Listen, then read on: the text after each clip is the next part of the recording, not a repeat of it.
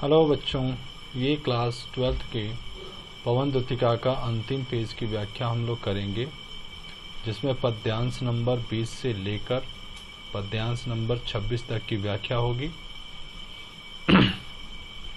तो हम लोग इस पेज की व्याख्या करना शुरू करते हैं। लाके फूले कमल दल को श्याम के सामने ही, थोड़ा थोड़ा विपुल जल में व्यग्र हो डुबाना। यूं देना ए भगनी जतला एक अम्भोज नेत्रा, आंखों को हो विरह विधुरा वारी में बोरती है। राधिका जी पवन से कहती हैं कि लाके फूले कमल दल को, फूले हुए कमल दल को श्याम के सामने ही, थोड़ा थोड़ा विपुल, विपुल मीन्स बहुत अधिक जल में, व्यग्र हो व्याकुल हो करके डुबाना।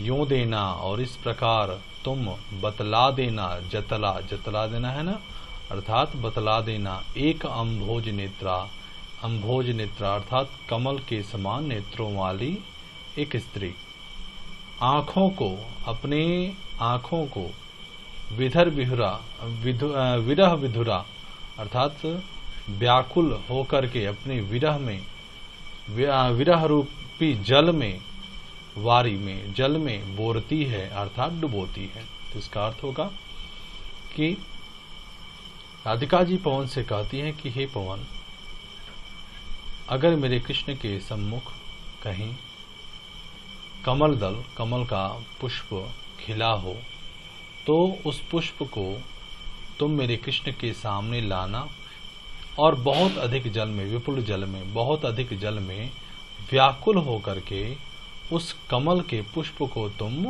डुबाना, व्याकुलता पूर्वक उस पुष्प को डुबाना।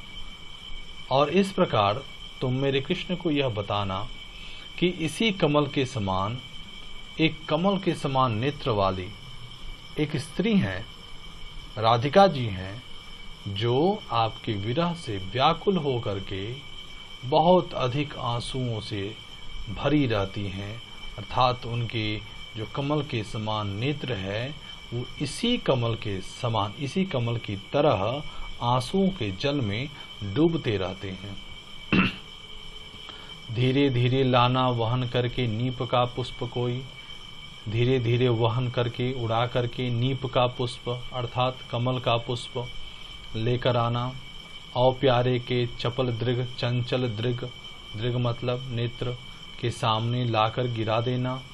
यों देना प्रकट दिखला, और इस प्रकार तुम प्रकट कर देना मेरे कृष्ण के सम्मुख।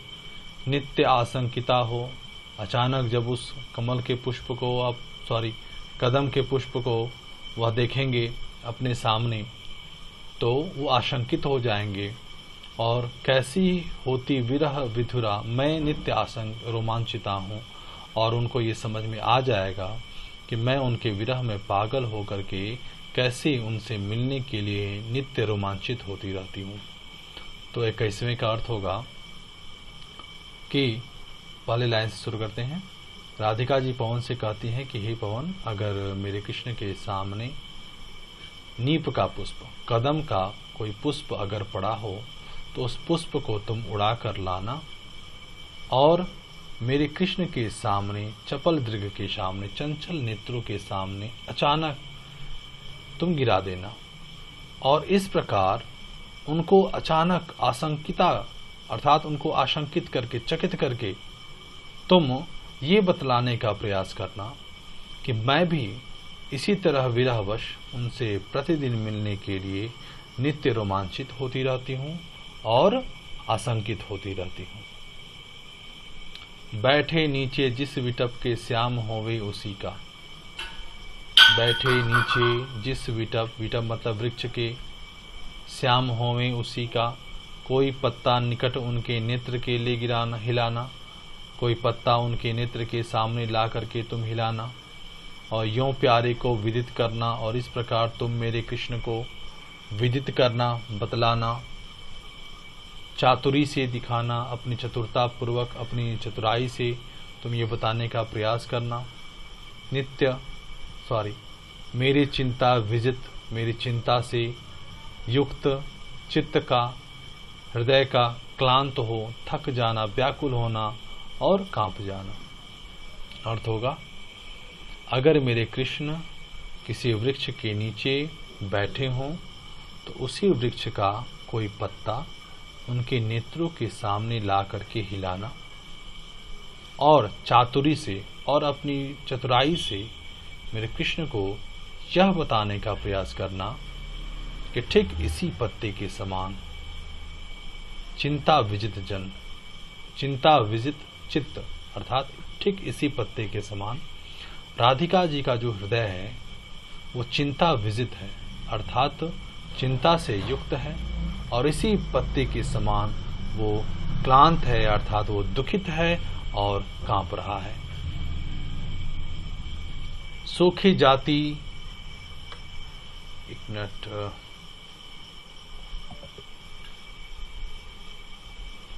सूखी जाति मलिन लतिका जो धरा में पड़ी हो तो पांव के निकट उनको शाम के ला गिराना। यों सीधे से प्रकट करना, प्रीति से वंचिता हो, मेरा होना अति मलिन असुख्यते नित्य जाना। सूखी जाति मलिन लतिका, अगर सूखी जाति अर्थात कोई सूख रही हो, मलिन लतिका, लतिका मलिन हो चुकी हो, धरा में पड़ी हो, तो पाँव के निकट, तो मेरे कृष्ण के पैरों के पास लाना और उसे गिराना और यूं सीधे से प्रकट करना। और ये इस प्रकार तुम सीधे सीधे प्रकट कर देना कि प्रीति से वंचिता, अर्थात आपके प्रेम से वंचित होकर के, आपके प्रेम से दूर होकर के, मेरा होना अति मलिन, अर्थात मेरे मलिनता के बारे में, मेरे दुख के बारे में, और नित और सुखते नित्य जाना, और मेरे कमज़ोर होने के बारे में तुम बताना। तो इसके व्याख्या होगा, राधिका जी पवन से कहती हैं, हे पवन, अगर मेरे कृष्ण के सम्मुख कोई लता मुरझाई हुई पड़ी हो, सूखती हुई कोई लता पड़ी हो, तो मेरे कृष्ण के पाँव के निकट ला करके उसे गिरा देना। और इस प्रकार तुम स्पष्ट रूप से मेरे कृष्ण को यह स्पष्ट करने की, यह बताने की तुम कोशिश करना, प्रयत्न करना कि प्रीति से वंचिता हो। जिस प्रकार यह लता अपनी जड़ से अलग होकर के मुरझा रही है, सूख चुकी है, ठीक उसी प्रकार आपके प्रेम से वंचित होकर के राधिका जी भी नित्य मलिन हो रही है और कमजोर हो रही है। कोई पत्ता नवल तरु का पीत जो हो रहा हो, तो प्यारे के दृग युगल के सामने ला उसे ही धीरे धीरे संभल रखना और उन्हें यों बताना, पीला होना प्रबल दुख है से प्रोषिता सा हमारा। कोई पत्ता नवल तरु का अर्थात नए वृक्ष का पीत जो हो रहा हो, अर्थात पीला हो रहा हो, तो प्यारे के दृग युगल के सामने ला, तो मेरे कृष्ण के दोनों नेत्रों के सामने ला करके उसे धीरे धीरे संभल रखना, धीरे से संभाल करके रखना, और धीरे धीरे संभल रखना, और उन्हें यह बताना, और उन्हें यह बताने का तुम प्रयास करना कि पीला होना प्रबल दुख से प्रोषिता सा हमारा, कि पीला होना जो है यह उनकी प्रबल दुख के बारे में बता रहा है, प्रोषिता से, एक विरहणी के समान। तो इसका व्याख्या होगा, राधिका जी पवन से कहती हैं कि हे पवन, अगर मेरे कृष्ण के सामने कोई नए वृक्ष का पत्ता पीला हो रहा हो, तो उस पत्ते को मेरे कृष्ण के सम्मुख लाना और गिरा देना,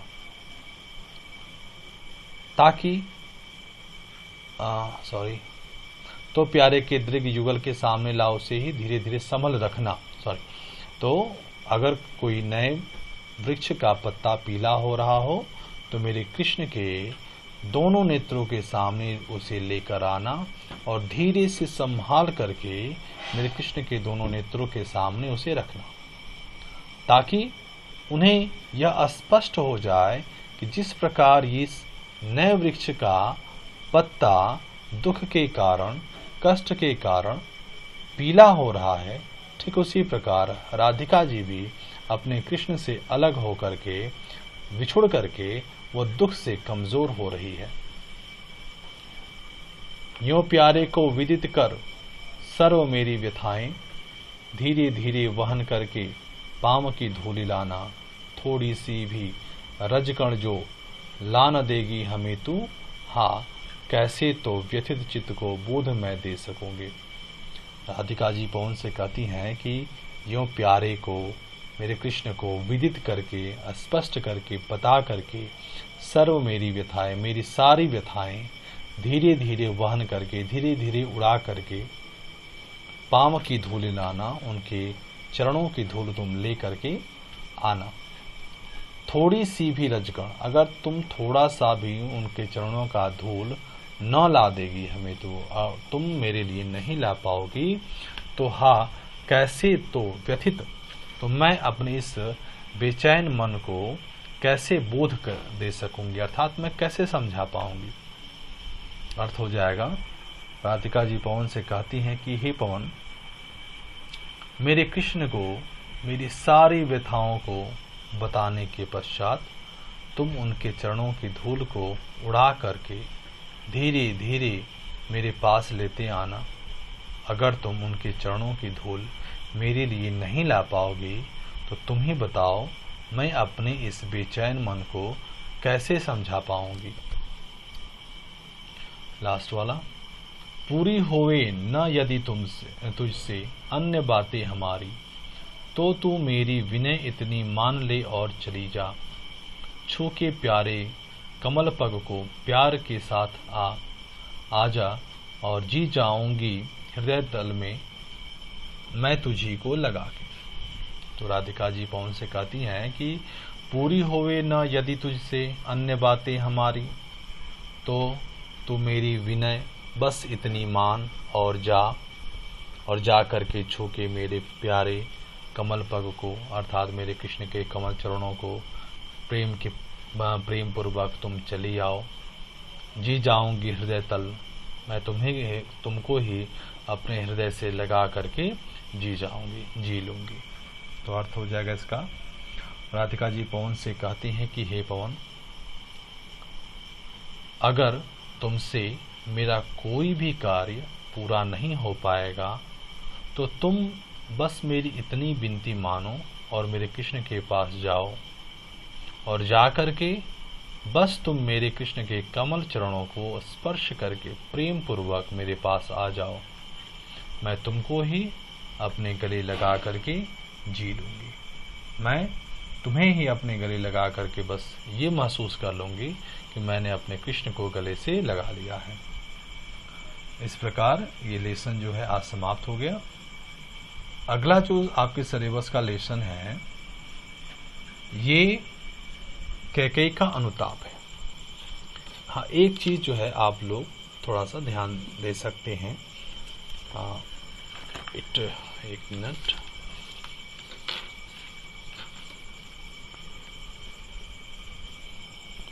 आपके सामने ये जो गद्य का मैंने टिक किया है, जैसे गद्य के लिए हम लोग को कौन कौन सा पढ़ना है, सामान्य हिंदी वालों को इसमें पहला लेसन, चौथा लेसन, छठवां और आठवां लेसन ये हम लोगों को गद्य के लिए पढ़ना है, जो टिक किया गया है। ध्यान देख लें आप, ध्यान से देख लें आप।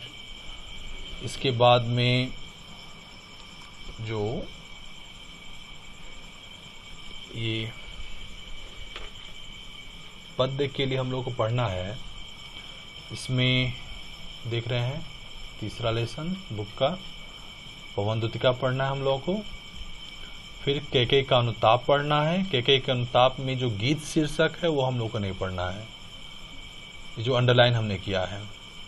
फिर जयशंकर प्रसाद जी का जो दो शीर्षक है, गीत और श्रद्धा मनु, इसमें से केवल हम लोग को श्रद्धा मनु पढ़ना है। और फिर 7th लेसन पर आएंगे, इसमें 3 शीर्षक है, तो परिवर्तन को छोड़ देना है, नौका विहार और बापू के प्रति जो अंडरलाइन किया बस वो पढ़ना है हम लोग को। महादेवी वर्मा जी का गीत शीर्षक पढ़ना है। रामधारी सिंह दिनकर जी का जो है 3 है, जिसमें से हम लोगों को केवल अभिनव मनुष्य पढ़ना है। और अंतिम जो लेसन है अगेय जी का, इसमें से दोनों हम लोग को पढ़ना है। इसमें से 30% डिस्काउंट किया गया है। आप लोग एक चीज़ ध्यान दे रहे होंगे, जो गीत शीर्षक है आपके बुक में 3 लेसन से दिया गया है। 3 लेसन में गीत शीर्षक है, बट हम लोग को केवल और केवल महादेवी वर्मा जी का पढ़ना है। रामधारी सिंह दिनकर जी में 3 है। तो आप एक चीज़ ध्यान दिए होंगे कभी, या आप देख सकते हैं पढ़ करके, जो पुरुरवा और उर्वशी शीर्षक है, ये दोनों एक दूसरे से अटैच है, जुड़ा हुआ है, इसीलिए इनको हटा दिया गया दोनों शीर्षक को। अभिनव मनुष्य इम्पॉर्टेंट है, बहुत अच्छा है वो भी पढ़ने में। तो ये आपका जो है काव्य का सिलेबस है। नीचे ये हम लोग का कथा साहित्य का जो कहानी है, हम लोग के सिलेबस में पहले 4 पढ़ना था, बस एक ही डिस्काउंट है, बाकी तो 3 हम लोग को पढ़ना ही है। और बहुत आसान लेसन है, पंचलाइट है, बहादुर है, ध्रुव यात्रा है, जिसमें से आप 2 भी अगर याद कर लेंगे, पंचलाइट और बहादुर जो है, दोनों कहानियाँ बहुत आसान है, आप इसको अच्छे से पढ़ जाएं। 2 प्रकार के प्रश्न बनते हैं इससे, एक तो पूरा सारांश देगा लिखने के लिए, और इसके अलावा इन दोनों कहानियों का उद्देश्य देगा लिखने के लिए, अथवा करके। बहुत आसान पार्ट रहता है ये चीज़। इसके बाद संस्कृत वाले में जो टिक किए हैं हम, ये हम लोग को पढ़ना है।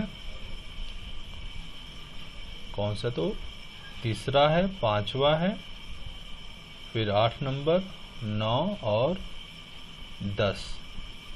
ये जो हमने टिक किया है, बस यही हम लोग को इस साल केवल पढ़ना है।